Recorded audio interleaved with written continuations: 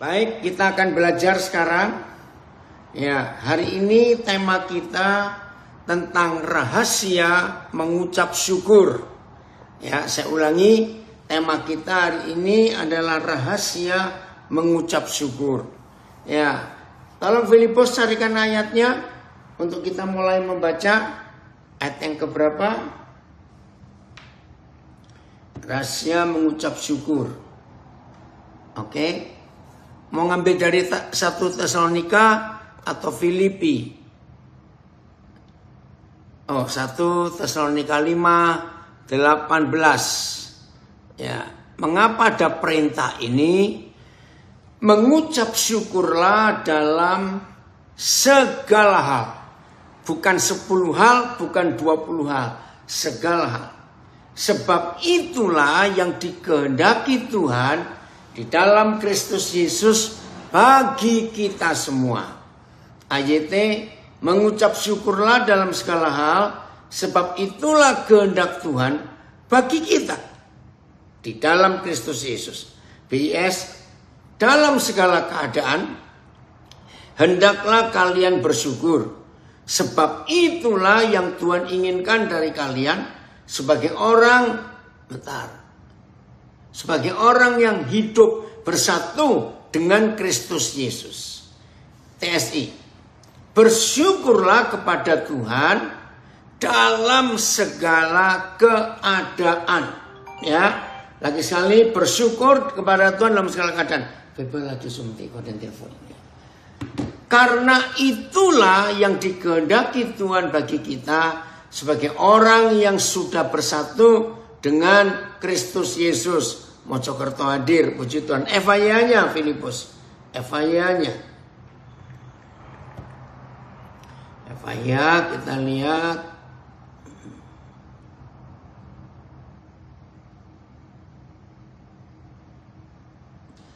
Apapun yang terjadi, hendaklah saudara bersyukur. Karena itulah kehendak Tuhan bagi saudara sebagai milik dari Kristus Yesus. Wah, ini luar biasa saudara.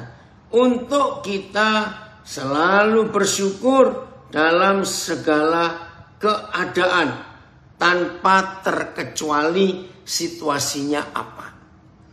Oke, kita renungkan pelan-pelan. Mendengar kata selalu mengucap syukur dalam segala keadaan, jadi termasuk yang gak enak sekalipun, itu maksudnya apa? Kita tidak akan bisa mengucap syukur dalam segala keadaan kalau kita tidak ngerti satu konsep ini.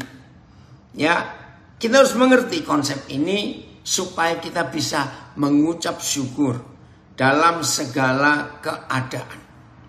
Saya beri beberapa contoh dalam hidup kita. Misalnya, suatu hari saudara dapat hadiah kain, entah untuk buat baju pria, entah buat baju perempuan, pokoknya kain. Dan kain itu mahal sekali, bahkan tidak dijual di Indonesia, tetapi dapat hadiah dari luar negeri. Biasanya Italia itu negara penghasil kain dengan kualitas yang hebat. Kalau dari Tiongkok itu sutra yang sangat mahal. Wajar tidak kalau saudara mendapat hadiah kain semahal itu, semewah itu, saudara tidak akan asal cari penjahit, apalagi penjahit pinggir jalan, penjahit di pasar, kan tidak mungkin. Saudara akan cari penjahit yang terkenal, ya, yang sudah punya nama, ya, yang sudah dipakai oleh banyak selebritis, bintang film, pejabat. Tanjung Raja hadir, puji Tuhan. Nah, begitu saudara sampai ke tempat penjahit yang terkenal itu, oke, songket Palembang, keren, betul. Saya ini anak saya yang dari Palembang. Saudara, 6 tahun yang lalu ada seorang haji, ya, Haji, aduh sebentar, Syukur siapa? Orang Palembang asli. Nah, dia manggil saya itu papi. Karena suatu peristiwa yang pernah terjadi di hidupnya. Akhirnya saya datang ke Palembang karena dia ngundang dan saya nginap hari Ujang. Ya, Ujang, panggilannya Ujang. Ya, 3 kali dia pernah ke Mekah. Karena begitu apa ya, sesuatu yang luar biasa berubah dalam hidupnya setelah bertemu saya. Waktu saya pulang, dia itu memberi saya hadiah songket Palembang. Yang sampai hari ini saya itu masih bingung.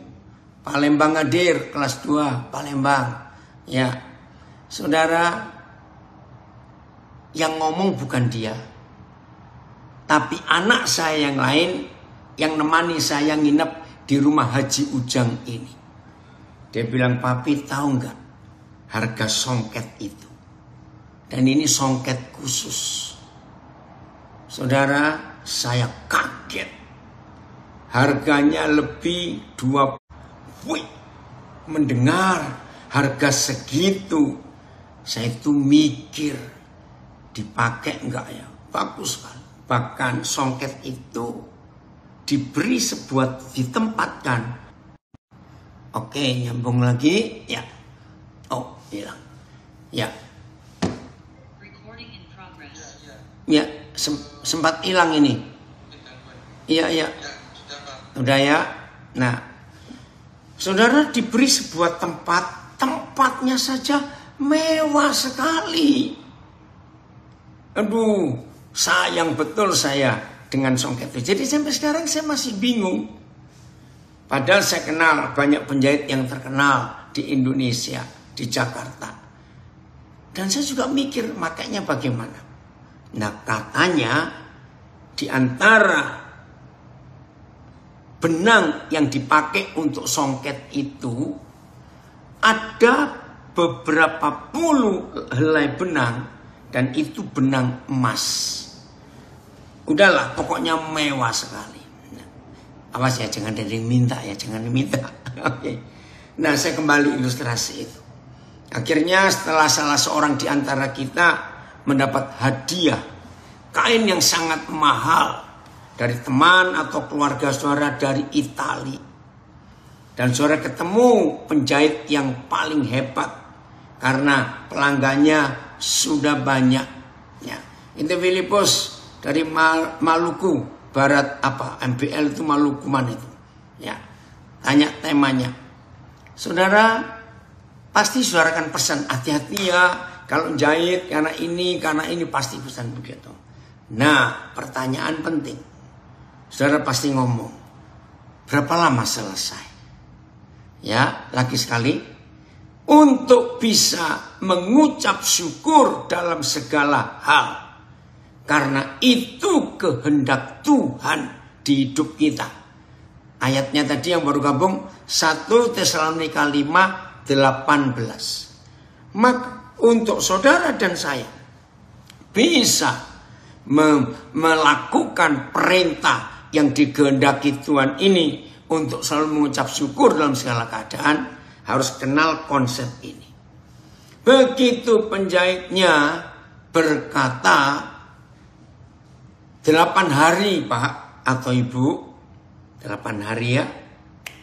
Oke. Saudara pegang kata itu. Saya beri pertanyaan. Kira-kira apa yang terjadi dengan penjahit itu? Sambil menunggu hari selesai kain saudara. Saudara tiap hari datang ke penjahit itu untuk ngecek.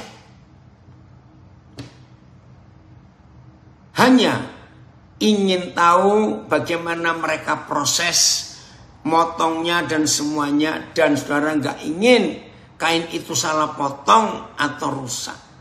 Dan tiap hari saudara datang ke penjahit itu. Ingat tadi 8 hari.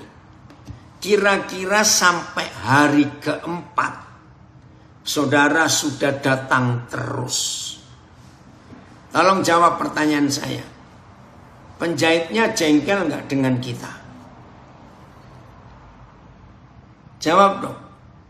Jengkel nggak penjahitnya dengan kita? Mana ini kok nggak ada yang jawab? Halo, ada orang nggak? Ayo, tolong yang Instagram, Facebook, Zoom, silakan nulis. Hilang lagi ya? Sebentar saya ganti aja kalau begitu. Ya sinyalnya ini. Bentar ya. Oh, sinyalnya. Tunggu.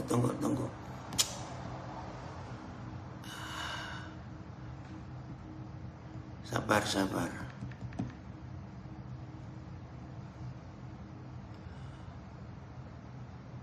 Jangan bisa bilang Tuhan.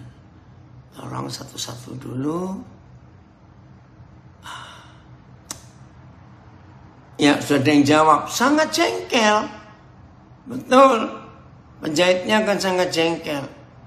Ya sebentar ya. Ada gangguan. Waduh hilang sudah. IG-nya hilang. Coba ya enggak sih. Tuhan tolong. Dalam nama Yesus. Sabar dulu. Oh hilang lagi.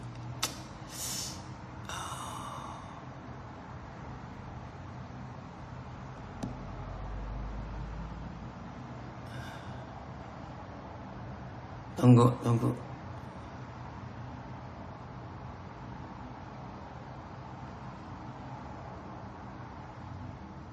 Dalam nama Tuhan Yesus, Tuhan tolong Tuhan. Sinyalnya nggak ada gangguan. IG sudah nyambung lagi. Kalau Zoom bagaimana? Ada gangguan nggak? Ada Pak. Kenapa? Sudah lancar. Lancar ya. FB ya, FB sudah nyambung. IG iya. Oh, ada yang bilang sinyalnya ikut jengkel katanya. Iya, oke ya. Yuk, saya lanjutkan. Jadi kalau saudara sudah sampai ke penjahit yang saudara pilih untuk menjahitkan kain yang mahal sekali itu, dan penjahitnya bilang 8 hari ya nanti balik mesin jahitnya. Oke, nyambung lagi. Yang Instagram, ya Tuhan tolong Tuhan supaya nggak ada gangguan. Nah saudara, kalau hari kelima kita balik lagi, pasti penjahitnya akan bilang, bawa pulang saja kain bapak atau ibu, cari penjahit lain. Betul ya? Jadi konsep untuk bisa mengucap syukur senantiasa itu karena ada yang berjanji 8 hari selesai. Ada kata selesai. Oke, ada yang dari Martapura bilang jengkel juga penjahitnya. Jangan-jangan karena jengkel jahitnya asal-asalan. Akhirnya nggak sesuai harapan. Betul juga. Nah, ini konsep yang harus kita miliki. Jadi kalau penjahit itu bilang 8 hari selesai, ya sudah tunggu aja 8 hari. Baru saudara balik. Nah sekarang saya minta, tolong jawab. Selama kita menunggu 8 hari, sampai kain itu selesai jadi baju yang kita inginkan, apa yang muncul di hati kita sambil menanti 8 hari itu? Muncul apa di hati kita? Ayo cepetan. Ya.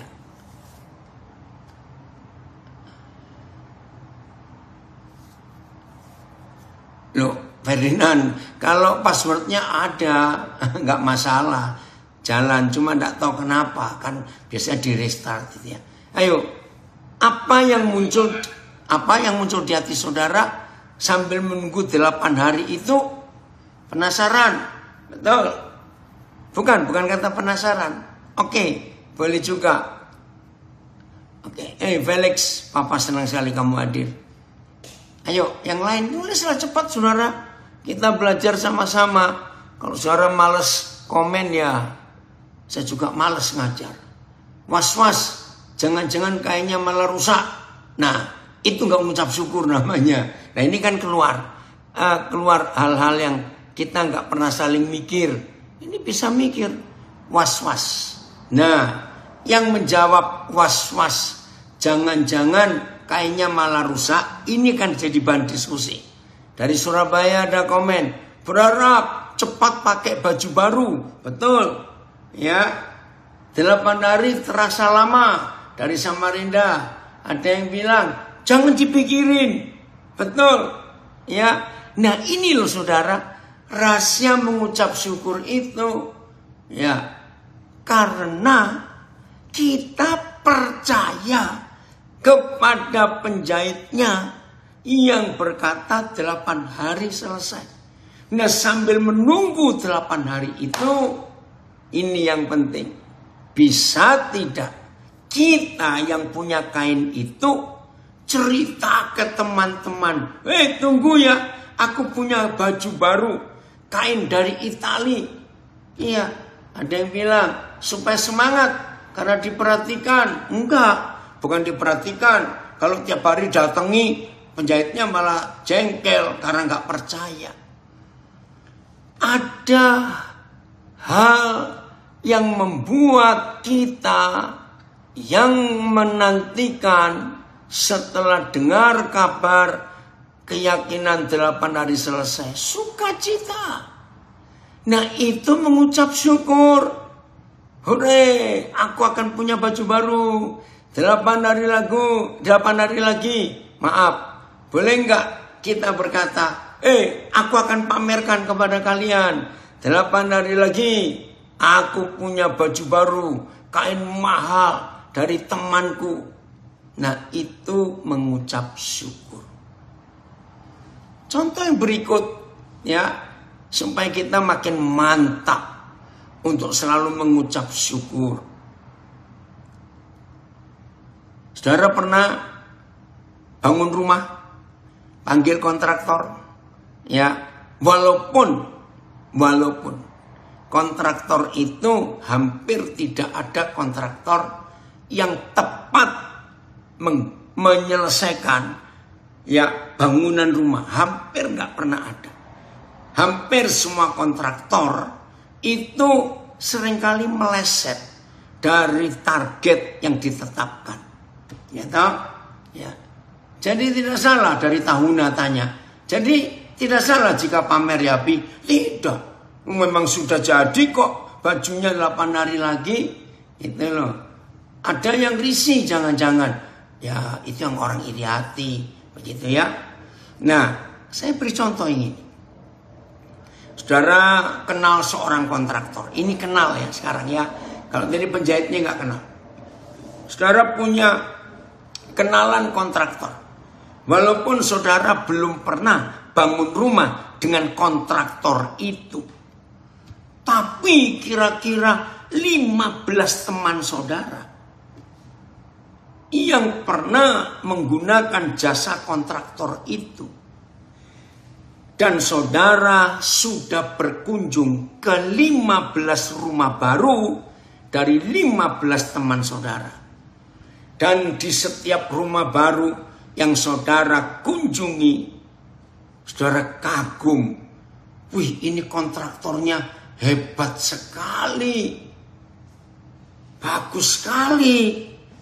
Nah, setelah 15 itu saudara kunjungi, wajar nggak saudara tanya, kontraktor siapa itu?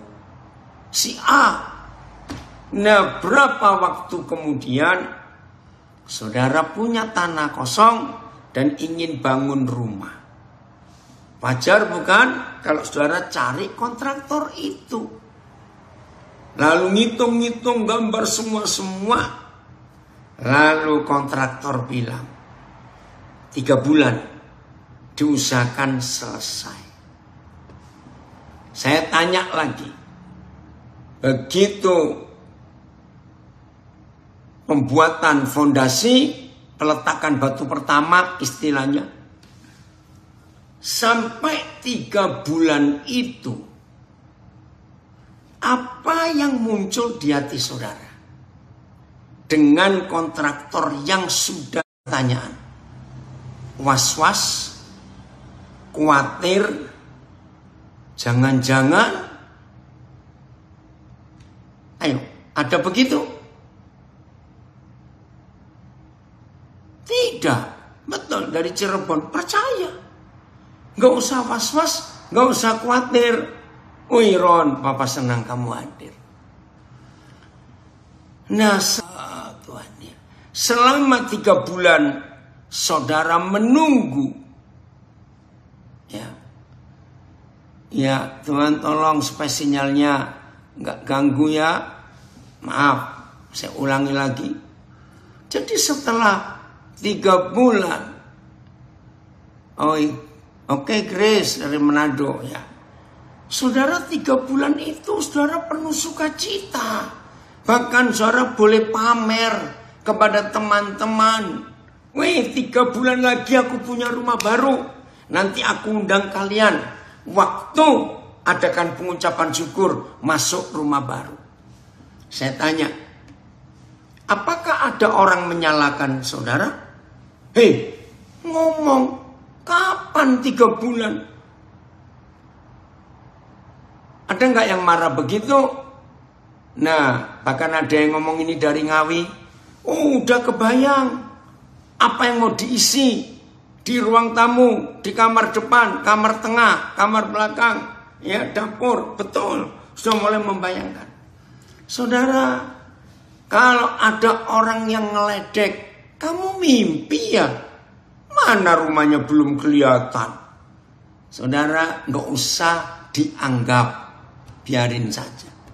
Tapi saudara yang punya rumah, yang dibangunkan oleh kontraktor yang hebat itu, saudara sudah berbunga-bunga, sudah mempersiapkan acara untuk memasuki rumah baru, siapa-siapa yang diundang. Ngerti enggak? Ini rahasia mengucap syukur. Ya, Rutan Depok, maafkan saya jaringannya ini. Tapi mudah-mudahan sekarang lancar ya, Rutan Depok. Saya harap dengan 2 contoh ini setiap kita mengerti sekarang. Bahwa rahasia mengucap syukur itu karena ada kata sudah selesai. Luar biasa. Mari kita buka Yohanes 19. Carikan ayatnya Filipus yang Tuhan Yesus berkata sudah selesai. Dan itulah kalimat yang paling dahsyat.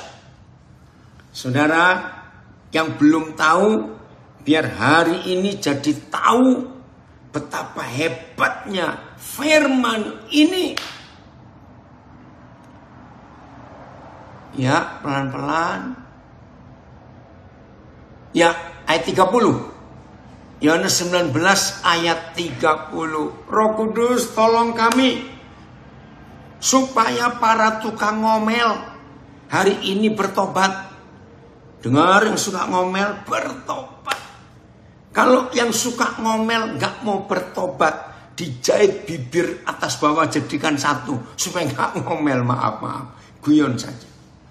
Sesudah Yesus meminum anggur asam itu, anggur asam zaman itu seperti obat painkiller. Wih, hebatnya orang-orang di zaman itu. Supaya ngalami hukuman mati disalib, kurang rasa sakitnya, maka diberi anggur asam. Saya nggak tahu resepnya seperti apa. Nah, anggur asam itu wajib disiapkan di semua peristiwa eksekusi lewat salib. Ketika tentara-tentara Romawi melihat yang terhukum ini kesakitan, tapi belum mati, maka diberi anggur asam untuk mengurangi rasa sakit. Sesudah Yesus meminum anggur asam itu, berkatalah ia, sudah selesai. Lalu ia menundukkan kepalanya dan menyerahkan nyawanya. Ayat setelah mengucap anggur asam itu, Yesus berkata, sudah selesai. Kemudian dia menundukkan kepalanya dan menyerahkan nyawanya. PS-nya, Yesus mengecap air anggur itu, lalu berkata, sudah selesai. Lalu ia menundukkan kepalanya dan meninggal. TSI, setelah mengecap sedikit dari anggur asam itu, dia berkata, sudah selesai. Kemudian Yesus menundukkan kepalanya dan dia pun mati. MILT, kemudian ketika Yesus mengecap anggur asam itu, dia berkata, selesailah sudah. Dan seraya menundukkan kepala, dia menyerahkan rohnya. Dahsyat sekali. Saya lupa saudara. Johan, Bapak senang sekali kamu hadir nak. Terima kasih. Saya lupa tahun berapa Roh Kudus mewahyukan saya ayat ini. Tapi itu tahun 80-an yang lalu, saudara. Begitu dahsyatnya kalimat pendek yang cuma 2 kata, sudah selesai. Ini dahsyat, saudara. Dahsyat. Nah, sejak hari itu sampai hari ini, bahkan sampai kapanpun juga, saya tidak pernah punya rasa khawatir dan takut sama sekali menghadapi hidup ini. Keren firman ini. Saya nggak pernah punya rasa khawatir, saya nggak pernah punya rasa takut tentang apa saja. Anak-anak saya tahu, istri saya tahu, yang dekat-dekat saya tahu. Betapa banyak masalah-masalah yang saya hadapi, nggak yang ringan-ringan, yang berat-berat. Tapi saya selalu mengucap syukur karena sudah selesai. Saya tinggal menunggu kapan saya ambil. Ini loh rahasianya. Bahkan ya saudara, begitu radikalnya saya terhadap firman Tuhan ini. Sampai setan itu jengkel lihat saya. Karena apa? Karena senjata khawatir dan senjata ketakutan yang ditembakkan oleh si kunyuk kepada saya nggak pernah mempan. Karena saya tahu sudah selesai. Tunggu saja. Kenapa Yusuf bisa begitu kuat di penjara? Anak-anak saya warga binaan, semua saudara yang bukan warga binaan yang ikut belajar. Ayo, hari ini kita menyadari sudah selesai. Warga binaan memang membosankan. Tinggal di tempat yang tidak enak itu, terkurung di 4 dinding dengan jeruji besi. Tapi ucapkan syukur. Sebab masa tahanan saudara sudah selesai. Sejak Tuhan Yesus tergantung di kayu salib. Haleluya. Jadi Yusuf bisa mengucap syukur dalam penderitaan yang begitu berat. Sebab dia tahu Tuhan sudah menyelesaikan proses penderitaan yang dia alami itu. Itu kata sudah selesai. Hebat sekali. Ya, saudara, Sabat. Amin ya, dari Martapura amin, dari Pauwatu amin. Nikmati dulu. Saudara, kita lihat konsep ini. Sabat, ya.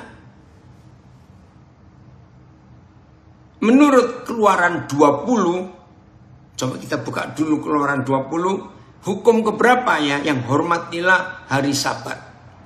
Ya. Keluaran 20. Kita lihat kapan itu?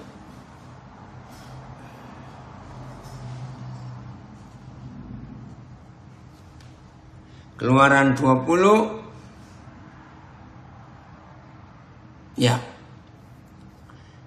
ayat 8 mulai. Ingatlah dan kuduskanlah hari Sabat.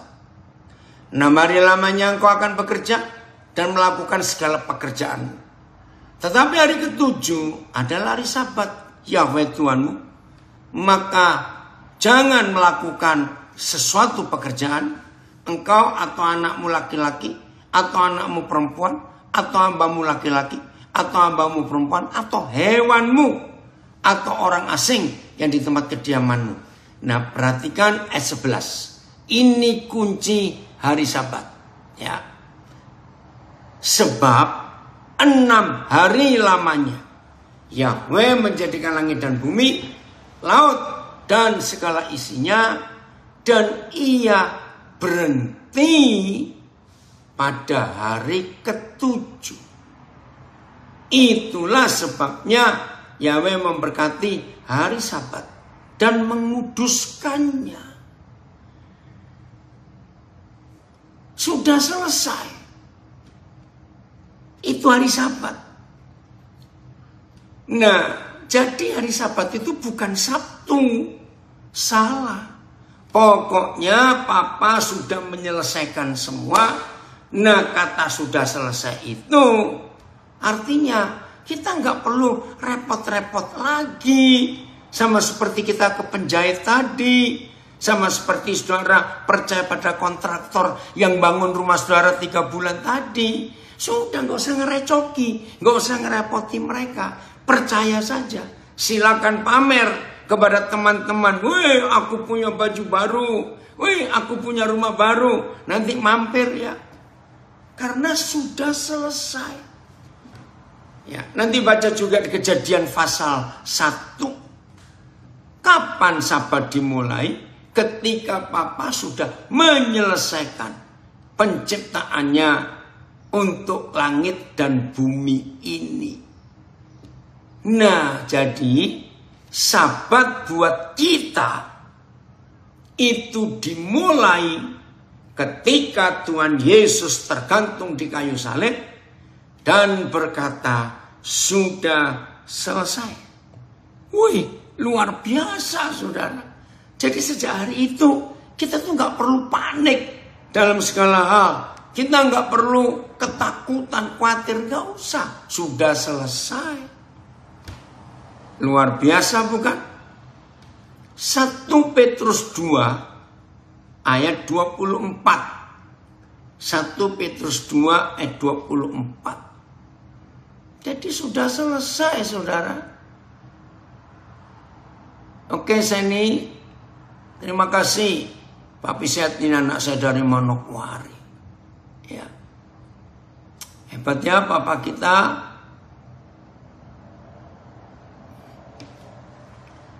Ia sendiri telah memikul dosa kita di dalam tubuhnya di kayu salib. Kata salib lagi. Supaya kita yang telah mati terhadap dosa hidup untuk kebenaran. Oleh luka-lukanya kita telah sembuh, bukan akan sembuh. Naik lagi Filipus, ini kena foto ya. Oleh ayatnya ya, kalimat terakhir juga. Oleh luka-lukanya kamu disembuhkan. PS bagian terakhir juga ya. Luka-luka Kristuslah yang menyembuhkan kalian. Oh, kurang jelas kata waktunya. Melalui luka-luka Yesus TSI kita sudah sudah disembuhkan. Woi, dahsyat saudara. Terima kasih Bapak. Nah, ini loh rahasia mengucap syukur itu. Karena Tuhan Yesus yang berjanji bahwa semuanya sudah selesai. Pokoknya siapa saja yang sedang punya masalah, asal saudara tetap hidup di dalam Tuhan, ya jangan keluar dari dia. Kalau keluar dari dia nggak ada jaminan, ya. Maka semua masalah kita sudah selesai. Oke, mudah-mudahan penjelasan ini, maaf, area mana ini kok nggak kelihatan. Ya, mudah-mudahan penjelasan saya ini menolong saudara untuk mengerti. Jadi begini, kapan Tuhan Yesus mengalami luka-luka di tubuhnya? Kapan? Oh, ada yang tanya dari Metro. Lalu hari Sabat itu hari apa? Jumat, Sabtu, atau Minggu? Nggak ada. Sabat itu setiap hari. Karena sudah selesai. Maka itu jangan tanya harinya. Sudah selesai. Ya, seperti tadi yang Papi jelaskan. Kalau saudara ke penjahit dan bilang 8 hari. Mulai hari ini sampai nanti baju saudara selesai 8 hari kemudian, itulah Sabat. Sudah selesai, saudara nggak usah panik. Nah, di luar hari Sabat, saya punya istilah, itu hari kepanikan dan hari ketakutan dan hari kekhawatiran. Mudah-mudahan mengerti. Ya, oke. Jadi Tuhan Yesus itu mengalami luka-luka. Itu waktu dia disalib. Waktu dia dihukum. Ya, dicambuk, disiksa. Itu kan 2000 lebih tahun yang lalu. Nah, saudara dan saya di mana saat itu? Jawabannya kakek. Buyut saya saja belum lahir. Ngerti ya? Tapi kita sudah sembuh. Oke, kalau ini sulit. Oh, sebentar. Sinyalnya gangguan lagi sebentar ya. Yang di Zoom aman? Suaranya? Aman, puji Tuhan. Oke, ya udah. Nah, saya mau jelaskan lagi. Tambah. Jadi menurut 1 Petrus 2 ayat 24. Kita ini sudah sembuh sebelum sakit. Merenung. Wah, ini kan sulit dimengerti. Ya, jadi kita ini, betul ya Jeff? Sudah sembuh sebelum sakit.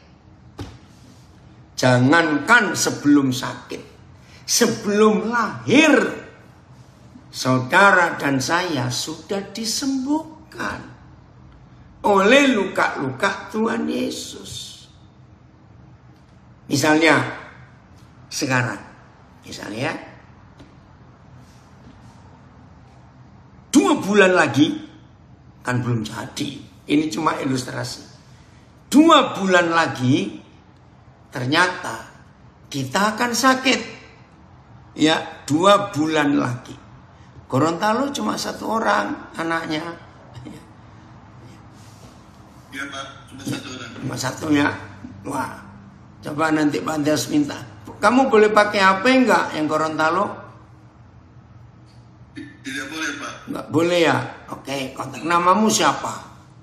Asal mana? Gorontalonya? Dari Powato Pak. Oh, Powato. Namamu siapa? Glenn Pak. Glenn. Nama belakang?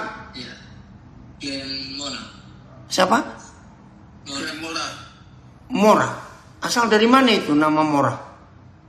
Mona. Mona. Asal dari mana? Gorontalo atau daerah lain? Dari Gorontalo, Pak. Oh, Gorontalo. Oke, keren. Senang bisa ikut belajar walaupun kamu sendiri.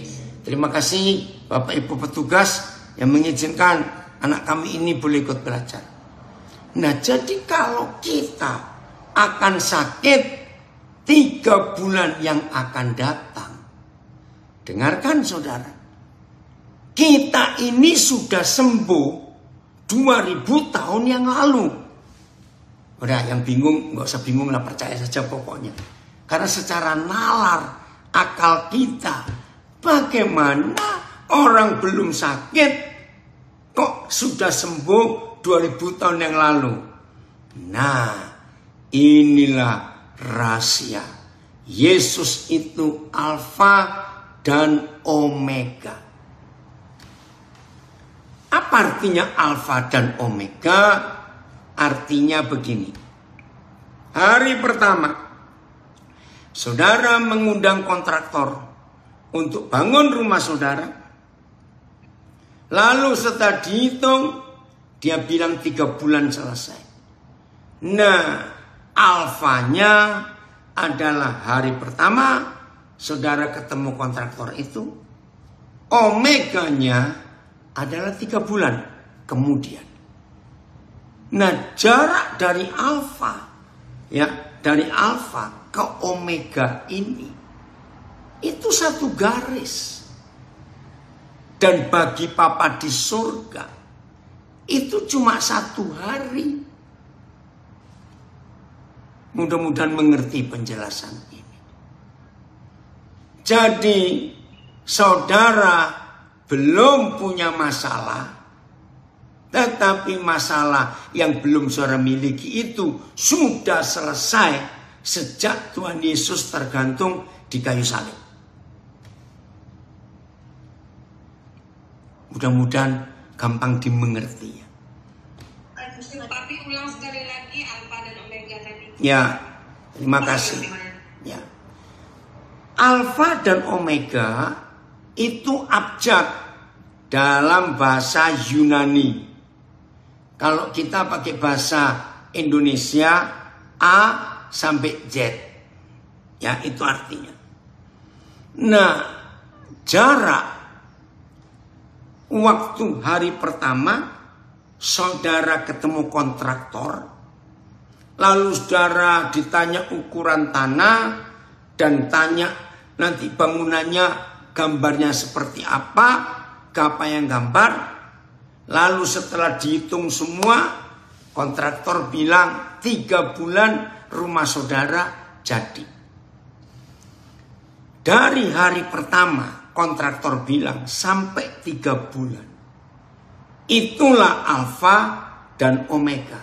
Dan itu 1 garis. Dan itu cuma 1 hari bagi Tuhan. Bukan 90 hari dalam hitungan manusia. Kenapa? Saya tanya lagi. Begitu kontraktornya pergi, setelah saudara tanda tangan setuju, proyeknya pakai material ini, gambar ini, semua. Dan saudara sudah baca kontraknya itu 3 bulan. Woi, dari anak LPK Anak Karangasem, puji Tuhan. Nah, tunggu. Ini IG-nya, ya oke. Jadi dari hari pertama sampai 3 bulan itu, saudara sudah berhak cerita ke banyak orang. Oi, anak saya batuan hebat. Gembala Irwan Alexander Kartiko. Seneng nak Bapak, kamu belajar. Nah, dari hari pertama, setelah saudara tanda tangan dan kontraktornya pergi, dan saudara pun melakukan tugas sehari-hari, betul noni, waktu Tuhan sudah melewati semua langit dan batas waktu. Ini dari Makassar, betul.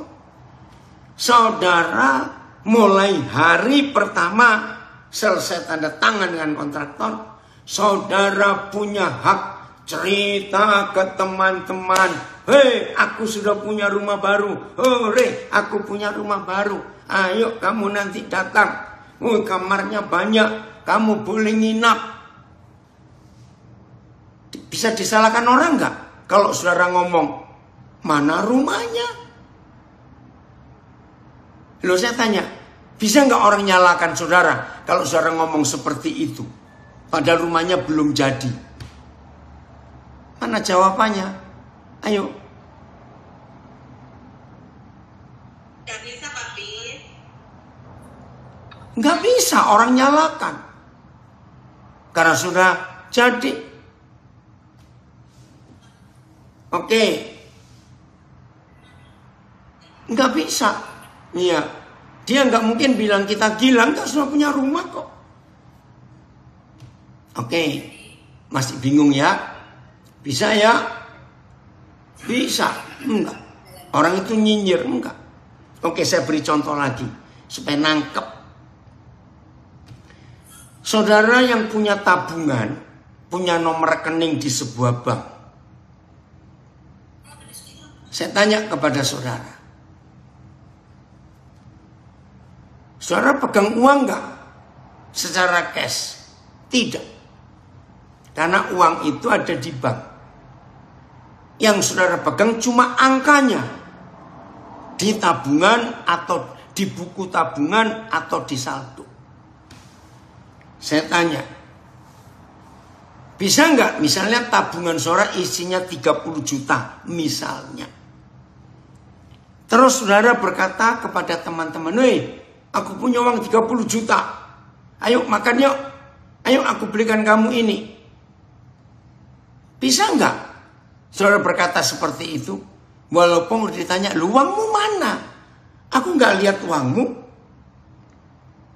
Lu tolong jawab. Bisa nggak? Halo? Ayo jawab. Bisa, Papi. Kan itu uang kita sendiri. Bukan soal uang kita sendiri. Yang Papi tanya, uang cashnya ada nggak di tangan saudara? Lu jawab. Tidak ada. Tapi saudara beragak berkata, aku punya uang 30 juta. Iya, boleh. Boleh. Apakah orang nyinyir? Apakah dibilang gila? Lu jawab. Enggak dong. Lah iya. Jangan-jangan yang ngomong itu. Maaf. Nggak bisa. Ini loh. Jadi kata sudah selesai supaya kita bisa mengucap syukur. Jangan tunggu ada faktanya. Jadi walaupun di tangan saudara tidak ada 30 juta yang dilihat oleh teman-temanmu, saudara tetap berhak aku punya 30 juta. Lebih jauh saya melangkah. Ternyata suatu hari bank di mana saudara menyimpan uang itu kebakaran. Dan celakanya juga buku tabungan saudara hilang, ATM-nya juga hilang. Tolong jawab. Uang saudara masih ada enggak? Gimana jawabannya? Arfan, makasih Pak Fadi. Uangnya masih ada enggak? Masih ada, Pak De. Di mana? Banknya kebakar, ATM-nya hilang, buku tabungan hilang. Di bank yang terbakar Loh. ATM dan buku tabungannya, uangnya ada dalam rekening. Ya, banknya kebakar loh. Ayo, banknya kebakar. Lapor polisi. Nggak usah lapor polisi. Banknya tetap bertanggung jawab. Asal KTP saudara masih ada. Mengerti sekarang saudara? Alfa dan Omega. Dan selalu mengucap syukur. Karena identitas kita adalah anak-anak Tuhan. Karena pertobatan kita. Nah, ini kegagalan banyak di antara kita, murid-murid Tuhan Yesus. Karena setan selalu melihat fakta. Hei, kamu ngomong sudah punya rumah, faktanya mana? Aku ngecek ke lokasi rumahmu, nggak ada apa-apa, cuma tumpukan bata, pasir, besi-besi. Tapi saudara tetap akan ngomong nggak? Aku punya rumah. Bank saudara kebakar, gedungnya terbakar. Semua data di bank itu hangus. Kebetulan juga ATM, kartu ATM saudara hilang. Buku tabungan hilang. Jangan panik, jangan nangis. Aduh, bankku kebakar, uangku habis. Nah itu yang oon itu tadi. Identitas saudara akan jadi pegangan kuat. Saya harap ilustrasi ini membuat kita mulai hari ini bisa mengucap syukur dalam segala hal. Oke, sebelum saya akhiri, ada yang mau tanya sesuatu atau nambahkan sesuatu? Siapa saja boleh? Saya bertanya, Pak. Ya, silakan. Setelah Yesus mati di kayu salib, apa yang sudah selesai, Pak? Semua. Sebut, ibu punya hal apa? Cuma. Sudah selesai semua. Ini dari EPP Manado, Pak. Ya. Selesai itu, apanya yang sudah selesai, Pak? Ya masalah. Seperti ini, ibu kan divonis sekian. Jalani saja. Karena ibu sudah bebas di mata Tuhan. Sebut masalah apa lagi? Ya. Saya masih... Kenapa? Pertanyaan yang kedua, Pak. Ya. Tadi Bapak katakan, Keluaran 20 ayat 8, hari Sabat itu hari Minggu. Tidak. Saya nggak bilang hari Minggu loh. Siapa bilang? Hari Sabat itu hari apa, dan Pak? Tiap hari. Sabat itu tiap hari karena Tuhan sudah menyelesaikan semuanya. Maka itu saya bilang, lawan hari Sabat adalah hari kepanikan dan hari kekhawatiran. Nah, kalau hari Sabat itu cuma hari Sabtu atau hari Minggu, celaka kita. Berarti yang percaya Sabat itu cuma 1 hari di dalam 7 hari, maka di 6 hari hidup orang itu penuh kekhawatiran dan penuh ketakutan. Tapi orang yang percaya hari Sabat itu tiap hari, maka tidak ada hari kepanikan, nggak ada hari kekhawatiran, tidak ada hari ketakutan. Di hidup orang yang di dalam Tuhan Yesus, yang sudah menyelesaikan semua pekerjaannya dan sudah selesai. Maaf, yang Advent jangan tersinggung. Saya tahu ada yang Advent di sini, maaf. Saya menghargai yang percaya Sabtu itu Sabat, nggak apa-apa. Tapi biar kebenaran ini memerdekakan. Ya Ibu, bagaimana, jelas? Ya, ada satu lagi pertanyaan, Pak, boleh? Ya. Ya, di dalam Yeskel 20 ayat 12. Ya. Bacakan, Bu. Hari-hari Sabatku juga kuberikan kepada mereka untuk menjadi tanda antara aku dan mereka, supaya mereka mengetahui bahwa akulah Tuhan yang mengutuskan mereka. Jadi ini hari Sabat ini jadi satu tanda antara umat manusia dengan Tuhan. Ya. Ya, enggak apa-apa. Kalau Ibu percaya Sabat itu Sabtu, rugi sampai mati. Saya percaya hari-hari Sabat saya adalah tiap hari di dalam Tuhan Yesus. Itu dia. Jadi rugi kalau cuma percaya Sabat itu 1 hari saja. Oke, jadi betul. Saya menghidupi Bu Yeskiel tadi 18. Sekarang ya, ayo kita buka Yohanes 7:23.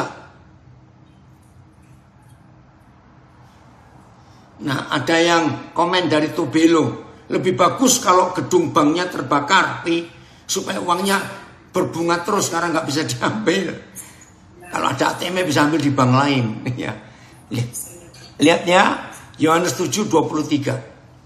Jikalau seorang menerima sunat pada hari Sabat, supaya jangan melanggar hukum Musa, mengapa kamu marah kepadaku? Karena aku, lihat, karena Tuhan Yesus menyembuhkan seluruh tubuh seorang manusia pada hari Sabat. Saya percaya ini. Nah, kata Sabat itu istirahat. Maka itu semua kita kalau berkunjung ke teman yang sedang sakit, di rumah sakit atau di rumah, pas mau pamit, pasti ada perkataan, banyak istirahat ya supaya cepat sembuh. Dan itu betul. Karena istirahat itu Sabat. Ya, istirahat itu Sabat. Jadi orang yang sakit kalau bisa istirahat nyenyak, maka pemulihan sel-sel yang mati setiap hari sekian miliar jumlahnya itu bisa terregenerasi dan itu cepat sehat. Nah, sekarang bayangkan yang masih percaya Sabat itu hanya satu hari tertentu, terserah soal memilih Jumat, Sabtu, Minggu, Senin, Selasa, Rabu, terserah ya yang percaya Sabat. Tapi saya ambil umum, Sabat itu Sabtu. Tolong jawab pertanyaan saya. Tuhan Yesus tidak akan menyangkali firman-Nya bahwa Dia menyembuhkan seluruh tubuh seorang manusia yang sedang sakit, kesembuhannya pada hari Sabat. Nah, ini masalah. Kalau saudara percaya Sabat itu Sabtu, lalu orangnya sakit hari Senin, berarti dia untuk sembuh nunggu berapa hari? Kalau Sabatnya Sabtu, cepat dong. 5 hari. Nah, bisa nggak Kemisnya mati duluan, nunggu Sabtu? Halo?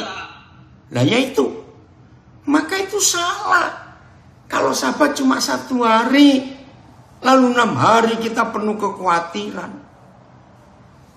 Jadi berubah ya mulai hari ini. Ada komen, puji Tuhan, setelah mendengar kebenaran firman Tuhan ini, tidak ada lagi istilah stres dalam menjalani kehidupan ini. Kalau masih stres, khawatir, itu tandanya kita sedang berada di luar garis alfa dan omega. Wih, bagus sekali ini yang komen. Nah, itulah Sabat. Sudah selesai. Nah, Rutan Gianyar, ya, nggak usah dipersoalkan. Hari pertamanya itu mau Selasa, mau Rebu, mau Minggu, mau Senin, nggak apa-apa.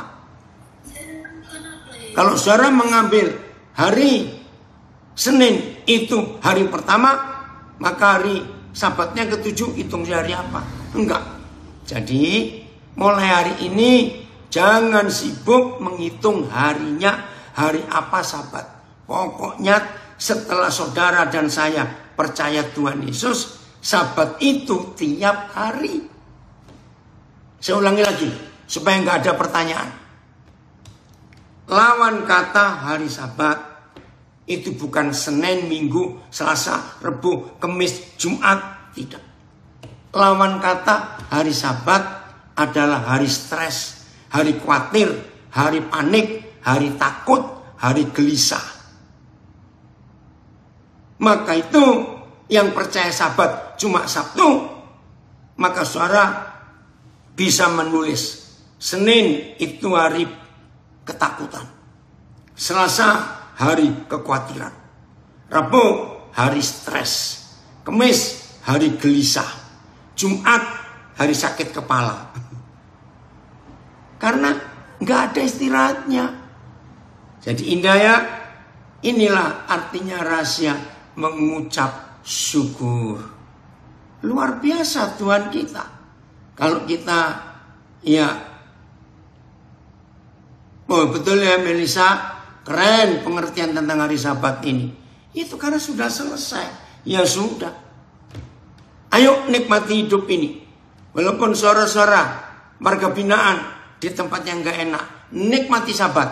Karena Tuhan bekerja luar biasa untuk segala hal dalam hidup kita.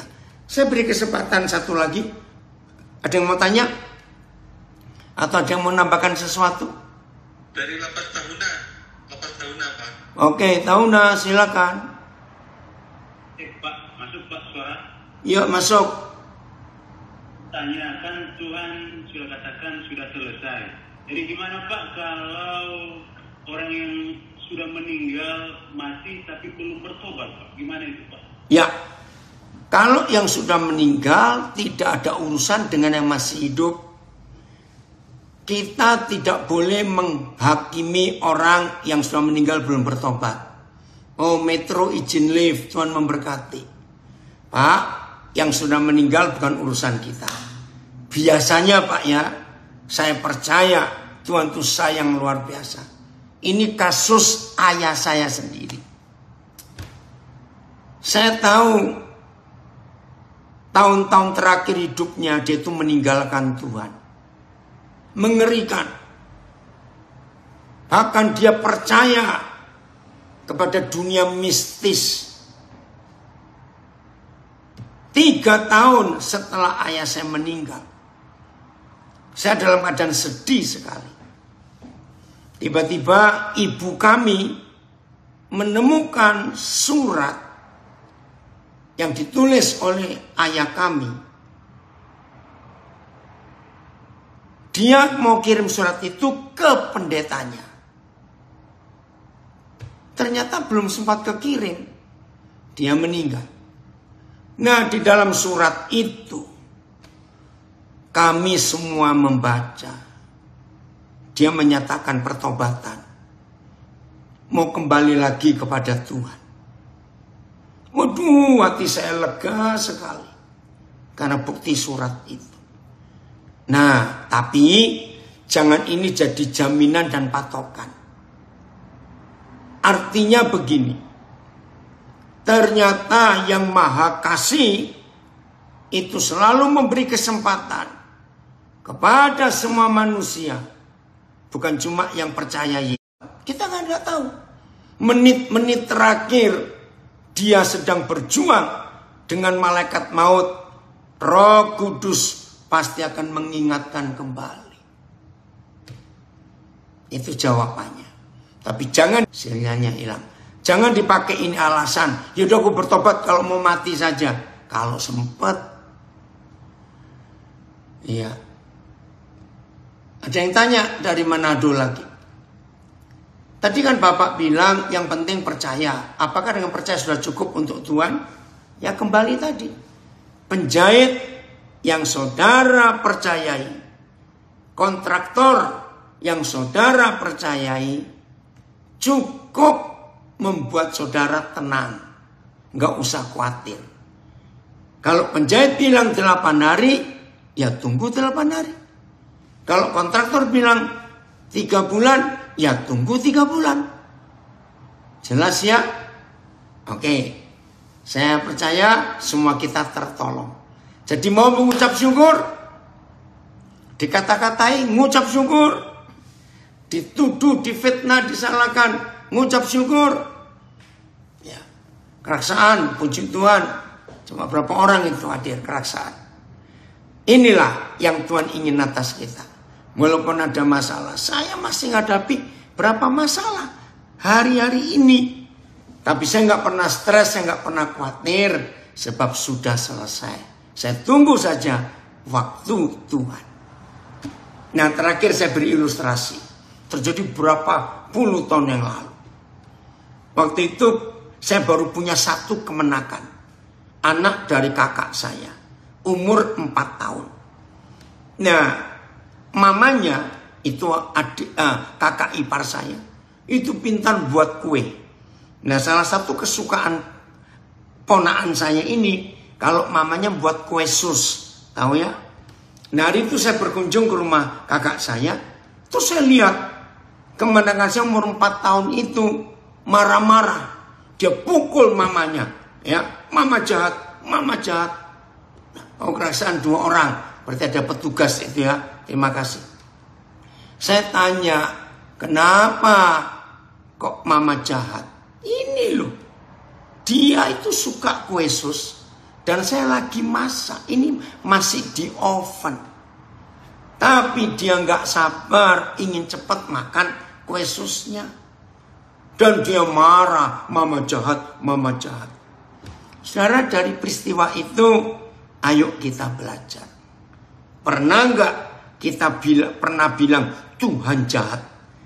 Karena waktunya beda dengan waktu kita. Buat kemenakan saya, ya dia nggak ngerti masak atau tidak, masih umur 4 tahun. Pokoknya dia lihat kalau sudah ada di oven berarti sudah matang. Belum ada waktunya.